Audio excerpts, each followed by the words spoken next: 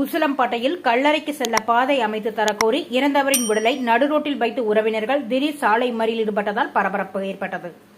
மதுரை மாவட்டம் உசிலம்பட்டி நகராட்சிக்கு உட்பட்ட பேரையூர் ரோட்டில் உள்ள கிறிஸ்தவ கல்லறைக்கு செல்ல பாதை இல்லாத நிலை நீடித்து வருகிறது.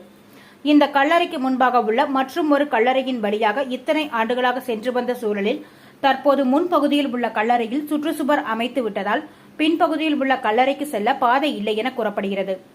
இந்நிலையில் இன்று உடல்நலக்குறைவு காரணமாக பண்ணைப்பட்டியை சேர்ந்த பாண்டி என்பவர் உயிரிழந்த சூழலில் அவரது உடலை எடுத்து செல்ல பாதை அமைத்து தரக்கோரி இறந்தவரின் உடலை நடுரோட்டில் வைத்து உறவினர்கள் திடீர் சாலை மறியலில் ஈடுபட்டதால் பரபரப்பு ஏற்பட்டது.